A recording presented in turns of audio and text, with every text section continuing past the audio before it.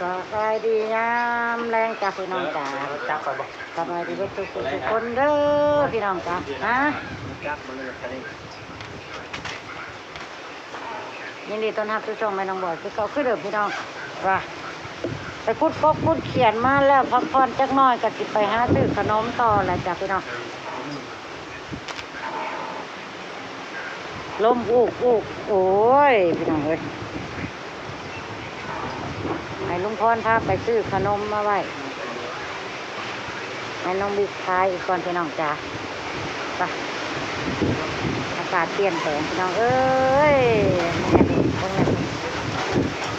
ลมเจ้าบอกเอาแม็กบ่เดี๋ยวรถจักรนี่จะบ่ได้เอาแนวนักบ่ยังเบียร์ได้ใส่อะไรบ่ได้อยู่ดอกเนาะไปพี่น้องเอากระบอกร้ายดอกเอาที่เพิ่นขาดต้นบ่มีเลยหิวพายมาลุ่งพุ่งเผาเอาขี่มอเตอร์ไซค์ไปพี่น้องเอาสงบไปกลับมากับจังเขาหัวเขาชวนต่อคำแล้วเนาะเวลาก็ไว้แป๊บเดียวไปเท้าเลยไป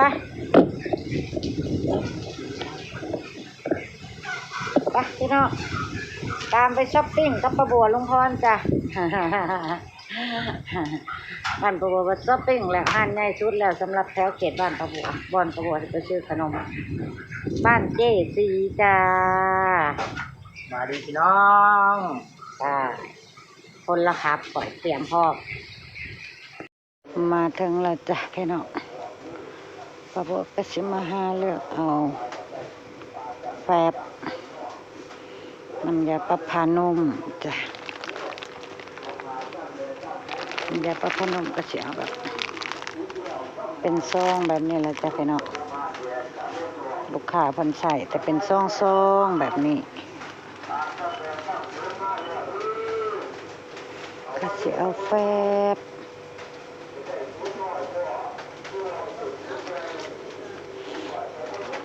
ไปใส่เองก่อน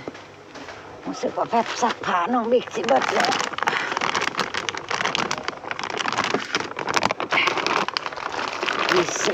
อีซี่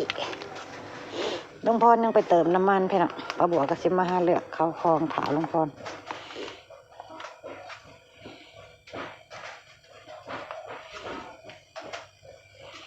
ห่อใหญ่ผมมีสีเขียวเนาะอีซี่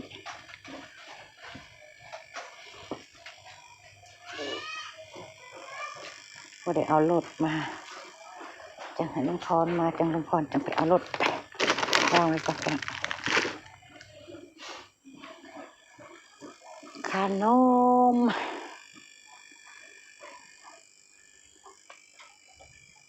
ขนมกับข้าวเดิม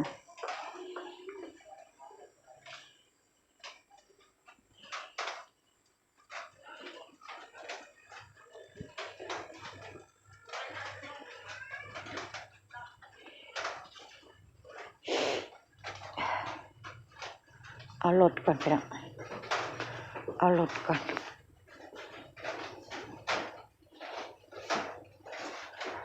แต่ว่างานซุกี้มาแล้วบ่ยังบ่มาบ่มาก็บ่เอา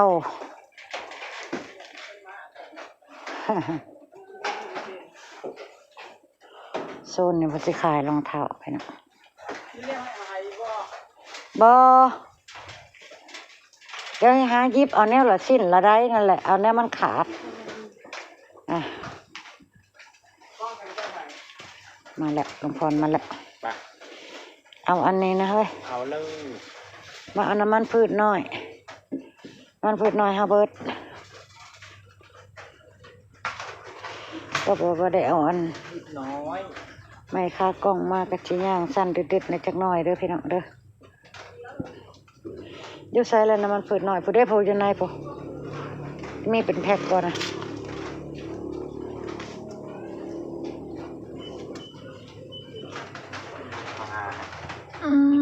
นี่ก็เจ้าเลี้ยงแล้วไปเอาน้ำปลาวังไปเอาเนี่ยเด้อทับทิมนี่ลืมเบิ่งน้ำตาลเขายังอยู่ได้เนาะ นี่ซอสอันนี้ปลาเคี้ยวนี่แพ็คหนึ่ง อันนี้กันเดียวกันหมด ปลาเคี้ยวหนึ่งแพ็คอย่างอื่นรู้สึกว่าย่างอยู่เนาะไปย่างก่อน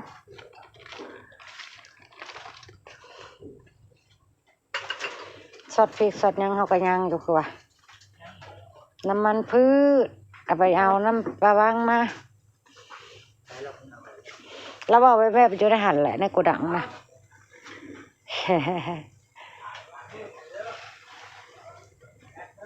น้ำมันพืชน้อยบอกแล้วพร้อม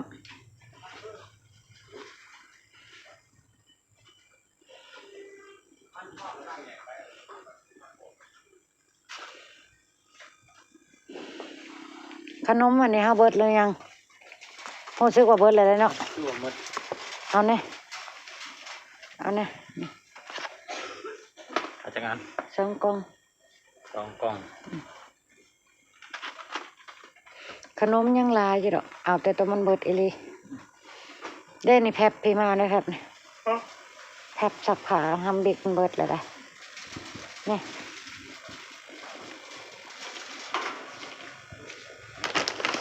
10 บาท10 บาทนี้น้ำยาปลาพานมเป็นกระแม่ของเจ้าแมนเอามาขายน้ำมันพืชทับทิมอันเดียวให้แล้วตั้งเดียวเขามาเปลี่ยนเลยเด้อในหน้าบ้านก็จะเอาแก๊สโอ้ยสิเขายังลายอยู่บ่เฮ้ยลืมเบิ่งโอ้ยสิเบิ่งแนวอื่นเบิ่งเบิดพี่น้องเอ้ยเดดีมอมาแล้วนี่เอาเนดีมอนี่ดีมอจักรแพก3โอ้ยความง่ายอยู่เลยมอ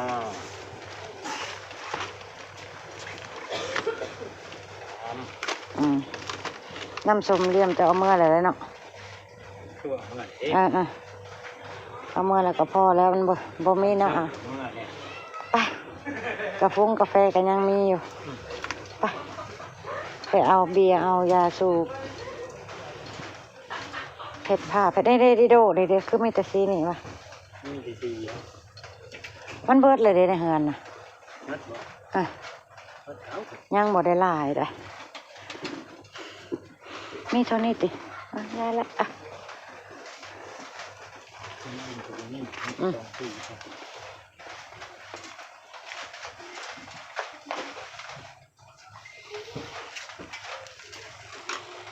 จะเอายังมาขายเนาะพี่น้องเอ้ยขนมก็ยังครบอยู่เดียววะคงเดียวกับปันนะปะ2 ลูกเอาอาหารเสริมเมื่อให้พักลงพรแม่มันชาไปกินอะไรนี่ของอาหารเสริมเป็นอะไรคือบ่งามอุตส่าห์ว่าบ่อยากใส่ตะกี้ลุงพรน่ะบ่อยากได้บ่อยากใส่ปุ๋ยเคมีแต่ก็ต้องใส่ชื่อเป็นกระสอบมันบ่ขึ้นบ่เกินอีหยังพี่น้องเอ้ยบ่เอื้อเพิ่นแนะนำมาว่าให้เอาอันนี้ไปผสมน้ำรดน้ำให้เพิ่นกินจักหน่อยเพิ่นว่า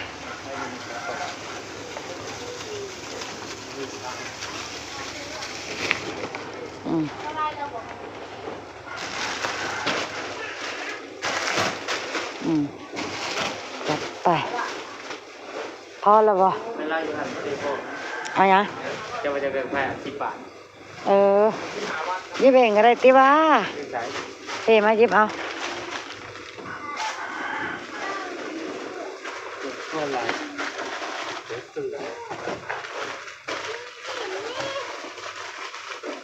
ไฟแช็กมันก็ต้องอยู่โซนนี่นี่เด้เห็นละเมื่อตื้อๆเนี่ยเด้อพี่น้องแต่ว่าตัวใดถือตัวใดแพงละบาทนี่เบิ่งราคานี่เขาจะติดราคาไว้อยู่เท่าไหร่นะ25ตัวนี้แล้วบ่ถือเจ้าก็จังมาเปลี่ยน ตัวนี้ด้วยสิ ไม่ทู่ฮะเด้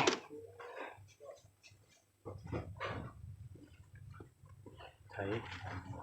สะท้อนแพงพี่น้อง เป็นมันบ่มีราคามันจะปูโคตร มาเอาไปทู่นะคือพอแหละ ใช่ นี่ยังอีกเนี่ยเนาะ หน้าแบบนี้ มาแล้วบ่ ตัวนี้ได้เลย ไม่ทู่เบิด มันไม่ถูกมั้งมันเอาเปาหั่นด้วย ก็จะกินปีใหม่กันหลาย เกมออกไปลอย พรลงพร ติดปากแล้วไปลอย เพลงฮิตติดกระแส ในติ๊กต็อกกระดังพี่น้อง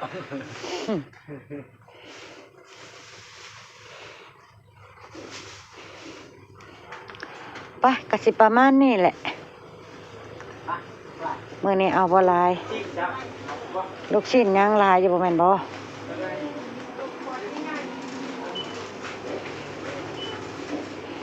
ข้าวเปียกก็ยังเส้นเฟ้อก็ยัง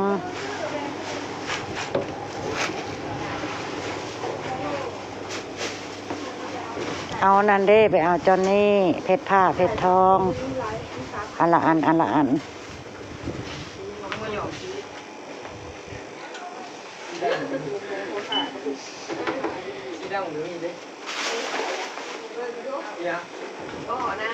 น้องพรเอา แล้วอ่ะมันมีได้สีนะ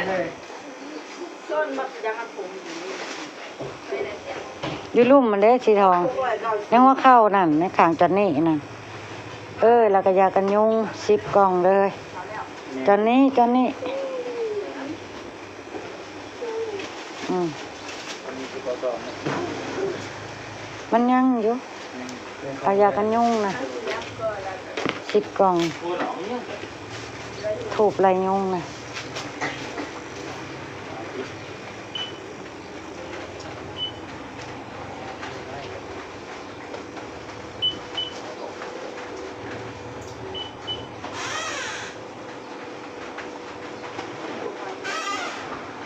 เอาเนี่ยกัดสิจ่ายเงินเพิ่นไว้แล้วก็บอกก็สิไปเบิ่งตลาดแรงจักหน่อยตลาดแรงบ้านเจสีก่อนแป๊บนึงเนาะพี่น้องไปหาแนวกินดูตลาดแรงเมืองก่อน มันอยู่ในหันแล้วค่ะมันบนเกินบนขันลุ่มน่ะ เอาเบียร์มายิงในได้แก๊สหนึ่งบอกเราว่าเฮ้ยกระติกน้ำห่อน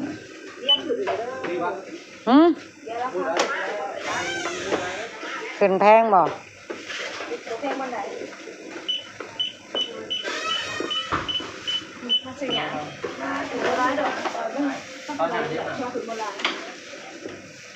พอบริษัทจะแต่งมาดิ ถึงบ้าน มาเอาแต่ไม่ก่อนนะเนาะ เราจะเอาไปก่อนละท่านถึงบ้านนี่แล้ว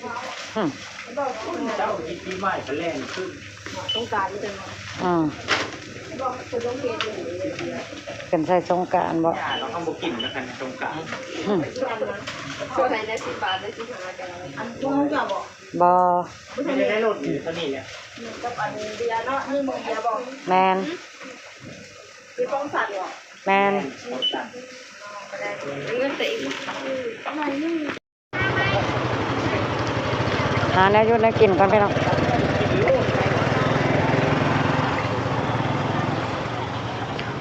ผักหอมคืองามคักงามแน่แท้เลยนะ สบายดี โดยหาแนวกินผักบ้งไผนี่ มีคนขายแล้วมีคนซื้อแล้วบ่ บ่ กำเท่าไหร่ อันละ10 บาท มีจักมัดนี่มีจักกำเอื้อย บอกตามขนาดโต 3 บาท ถ้าโตจะได้กับมือไม้ก็มาเอาที่ให้ตัดกับมาให้ เอา ต่อทิป 3 มัด กับผักบ้งพี่น้อง แล้วบอกเราตะพัก เอาแต่พักบ่เอาน้ำบ่เอาแล้วแต่ มันเดียวเลยจ้าปิ้งตับจ้า ปิ้งตับ ตับ ตับ ช่วยบอกข้าวเราต้มตับลาบไก่ผักหอมผักเชิญ โอ้ผักหอมงามแต่งามว่า อันละ10 บาท10 บาท เดี๋ยวเด้อพักนะพักว่องเด้อค่อยเอาเด้ออย่าขายได้ เ ผลจะคล้ายได้อีกได้ชื่อแนวให้น้องบิ๊กกินก่อนพี่น้องแต่บ่ฮู้ว่าเราสิกินหยัง ไอ้โซนซื้อมาให้ได้อยู่ตัวยานะมื้อนั้นนะ เอาหยังไปให้ลูกจ้ะน่ะ ถามโก้โอ้เอายังไปให้ลูกเรานะ โบมันซื้อแนวกินบ่โบแลมโบ ที่กินยัง จ้าสิซื้อหยังไปให้ลูกกิน พวกจ้าม ปีกไก่นี่บ่ นะ ปีกไก่เนาะให้มาทำนะแก้วพี่น้องแก้วโอ้ยโอ้ย เกือบโต๊ะบอกมัน มึนตีนน้ำเด้ เอาปีกมันบ่ อ่ะเอาปีกไก่มาให้น้องบิ๊กพี่น้อง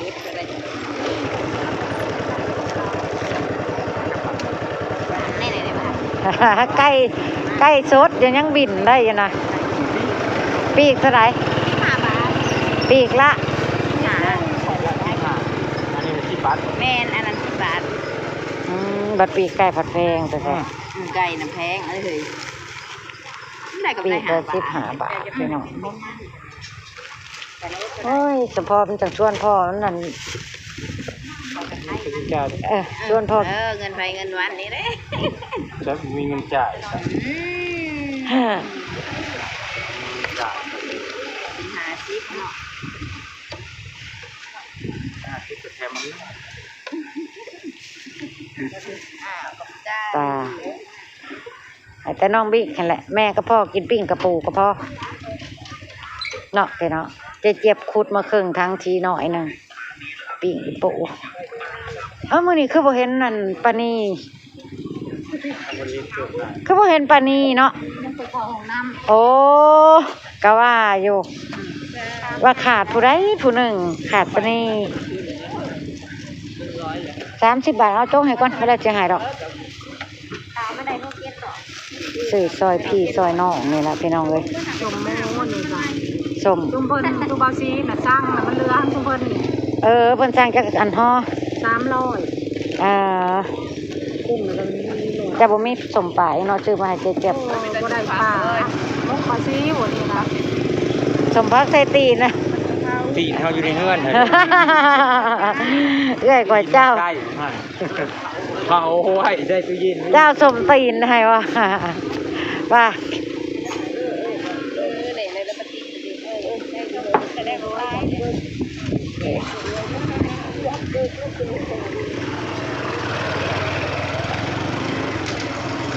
ม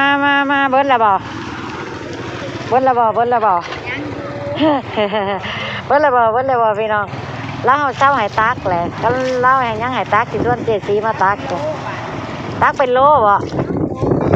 ได้อันแนวตะปอตะกร้าตะแกง ได้รอก5 ลูกคนตักเอาตัวใหญ่นี่แหละตัวแดงๆนี่แหละ ตักเป็นโลของนายแม่ค่ะกับบ่มีกฎมีเกณฑ์ตักกะตักอีหลีหรอนี่ อุ้ยมันบ่จักเชิงกันชนะเฮาก็ลองเบิ่ง โอ้ย มื้อตะกี้นั่นมีแต่คนตัวเองตากันธรรมดาได้ ก็พอไปพอมาอยู่ ตักว่าตักบ่มีอัน นี่มือน้ำพังมานี่จักเป็นไผแม่นยาย้อมน้ำตาก็ย้อม ตักก็ต้องมีกฎเลย อันนี้ดูว่า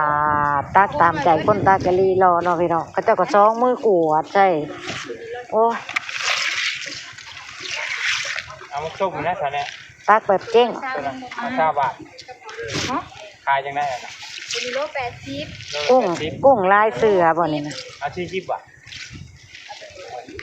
น้องมีจะกินตั้งแต่ปีใหม่เลยพี่น้อง หวานอยู่ แต่ว่ามันบ่มีช่วงปีใหม่ มัน นะ คือเป็นตะวันนี่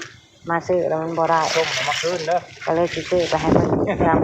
มีขายดีกูนี่ โอ้ยอยากจกดิ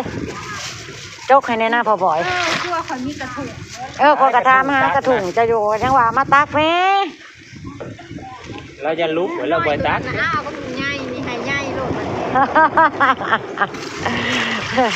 ไอ้ใหญ่เลยวันนี้เราอะ เราจะลุกเป็นไงตักอุ้ย เพราะจะอยากเอาอันตัวแบบใส่ใหญ่ๆเพื่อนน้องบิ๊กแล้วลวกนั่นแหละพี่น้องแล้วลวกกินนะน้องบอยนั่นบ่มากเด้อน้องบอยนะกุ้งนะ แต่น้องบิ๊กน่ะมาก พ่อไม่ได้ไปเลยพ่อมา ไปละไรไปแล้วฮอดกรุงเทพตั้งแต่วันที่1วันที่2พุ่น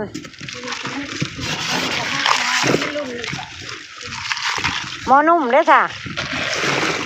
บ่จะแน่บ่ได้ไปบ่แล้วพี่น้องก็บอกขออนุญาตเลือกกุ้งไปฝากน้องบิ๊กกันเด้อจ้ะกะสิเก็บภาพบรรยากาศมาซื้อของอยู่ของกินแต่ละแรงบัดเจซีไว้ทำนี่ล่ะจ้ะพ่อประบัวเลยลุงพรคลิปหน้าจะไปแล้วจ้าสบายดี